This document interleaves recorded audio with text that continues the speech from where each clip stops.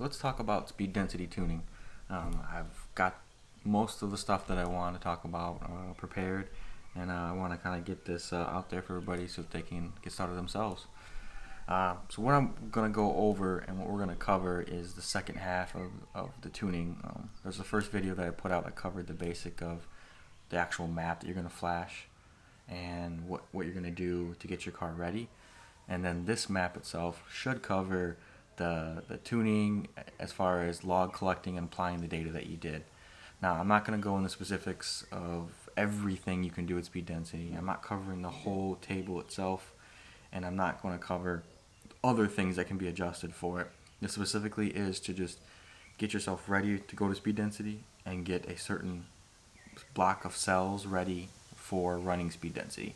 The reason I'm doing this, at least covering this area of it, is because I'm maxing out my MAF sensor. So I need to make this switch so that I don't, deal with the wrong conditions for air-fuel ratio. So let's get started. The first thing we'll take a look at is the map, the first map. And that's going to be basically the version 1 from the first video. In this one, there's not too much going on as far as changes. I haven't made any changes to any of the thresholds, any of the hybrid modes, anything. The only thing I really did, made sure this table was zeroed out, although it doesn't really matter. And then that this is set to 0 or your MAF sensor so that there's no issues at all with how the car is running, because we want to be in the MAF mode for this. So you get this map flashed at your car. You converted it to a CCF map. That's the whole point of this. And then once you do that, you plug it into your car. You're ready to go out there and do some logging. We want to open up the configure options. And from here, there's 3 main logs that we care about. The rest you want to do your normal logging. And that's going to be your VE estimated MAF here. That's Cobb's way of converting your MAF sensor to a speed density number. Their algorithm's pretty good, or at least accurate enough to get you going. The next one being your RPM, or engine speed, is the next one we care about, and the MAP, or manifold absolute pressure. That's separate from your actual boost pressure. It's on my car in the 06. It's actually right there on the throttle body. It's going to be a number ranging from like 2 to 40 or something like that. So those 3 things you want to log, because we're going to use the data and put it into a table to make it easy to read. So you go out, you do some logging. I would suggest probably an hour or 2 of just running the car, having fun with it. Low speed, highway, back roads, wide open throttle as much as you can, different gears, different speeds, different RPMs, all those different things. You want to gather as much data as you can, kind of like you did when you were doing your MAF tuning. And then get a nice Mexico road, do some 3rd gear pulls, do some 4th gear pulls, probably 3 of each from like the same RPM, so that you can get an idea of what your car actually looks like air-fuel ratio wise or estimated VE wise, and know that that's what a pull looks like. Once you come back, close it all down, and load your maps up and get Megalog Viewer going. This is what we use next. So we're not going to touch this side of things too much. We're not really concerned with the actual log viewer. What we're going to mess with is the table generator. This is going to give us a nice information on the cells that we want to input back into AccessTuner. So first thing you want to do is change your axis to RPM, change your y-axis to the MAF sensor, MAP, and then change your z-axis to that estimated MAF here. So this will give us the information we want. At first it's going to look like a confusing way of how to see it. A guy in the comments in the previous video kind of pushed me towards this. I've used it for other things, but didn't really think how this could apply. And after doing different Excel sheets, Airboy sheets, if you found that, and all these different things, I found this to be the easiest. So once you get that loaded up, you want to get your numbers down here squared away, your 3500, your RPMs and stuff, and your map sensor numbers. So it's going to look completely different than mine. So back at the AccessTuner, if we pull up the VE table, you're going to see that the RPMs are about 350 RPM between each number, and the map sensor is about is 2 between each number. So in my case, I followed that guideline there on the bottom for the RPM, but for the map sensor, I went incrementals of 1 because I wanted more linear detail between the differences. So to make those adjustments, you hit these 2 arrows here, adjust the white cells for the numbers that you want. In this case, 11 on the bottom and 16 on the top, going up and down. Input all those numbers, hit apply, and then close it out. Your table should fill in. And then go here and hit a save thing, save current, and give it a name. I just call it speed density tuning. And then you don't have to worry about doing this every single time. So once you get this information, now you're ready to apply it. What are you going to do with it, right? Well, there's certain rows and cells that we care about, and there's ones that we don't. The best bet is to, in your map here on the bottom, you want to find a poll that you did.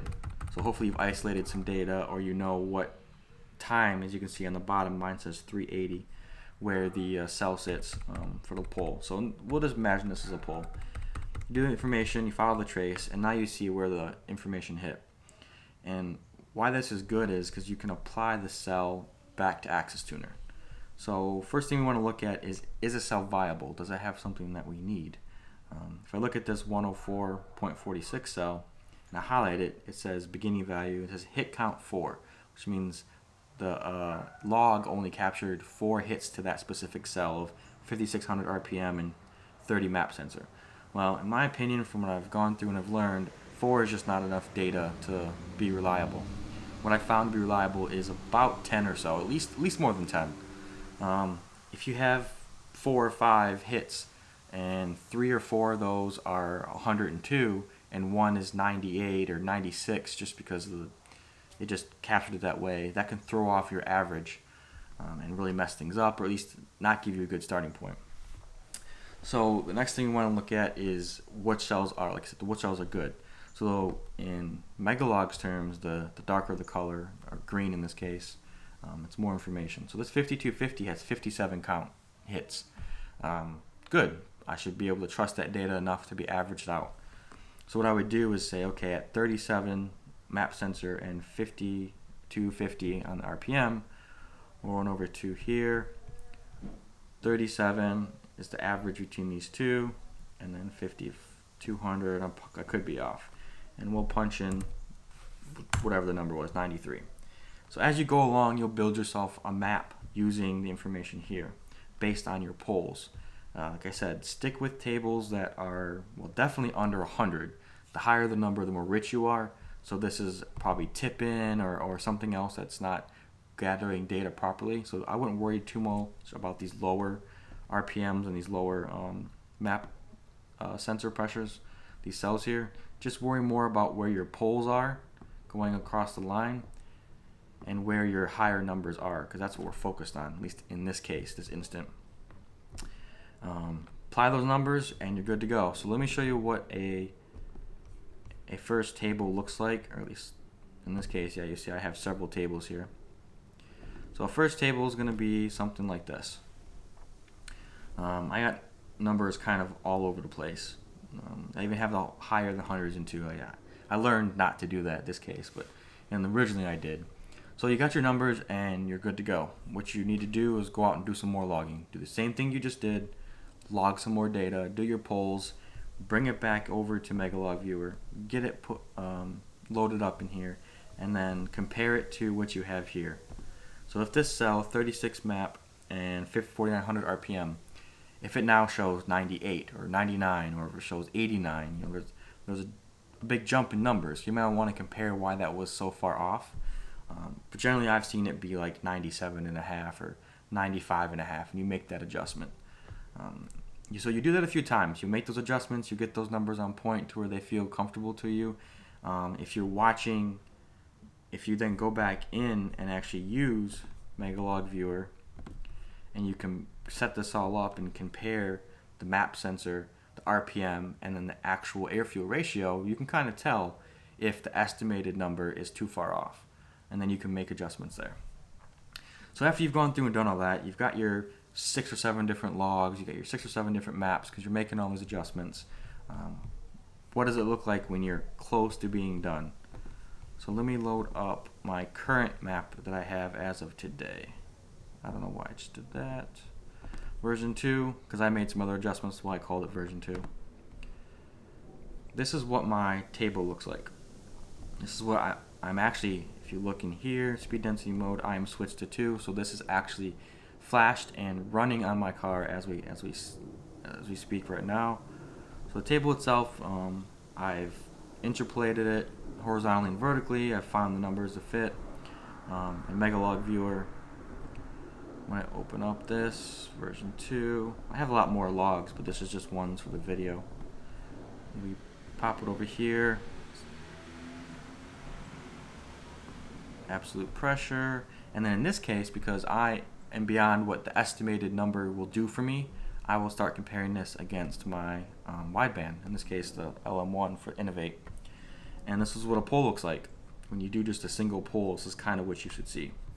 So as I start with the pole, you'll see that trace value kind of rise up and give me an idea of what my numbers are.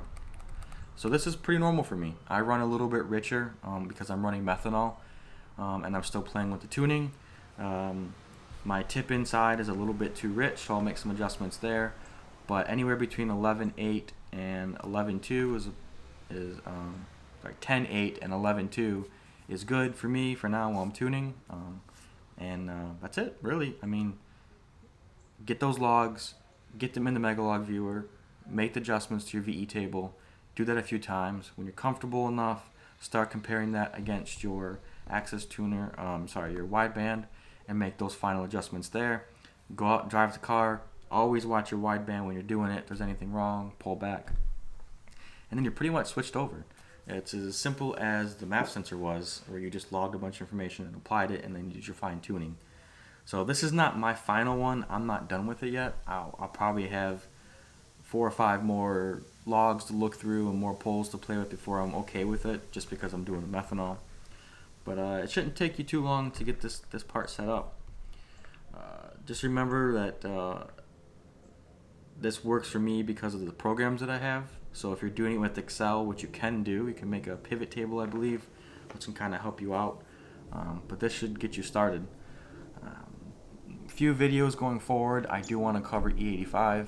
I do want to make a switch to pure E85, not the flex fuel E85 that you can get from different gas stations. But luckily in Orlando, I have pure E85 stations, so that will be what I'll be doing going forward. I just got to buy some 1300cc injectors and probably a fuel pressure regulator just to turn it up a little bit in case I need to, and then we'll go into some videos on that. But for now, this should cover everything. Just for me, you can see I'm out in my garage making this video because I'm tired of sitting in my house while I work all day. So get out when you can around your house and move around and just be safe. Stay in your house like everybody suggests, and we'll keep these videos coming. Thanks.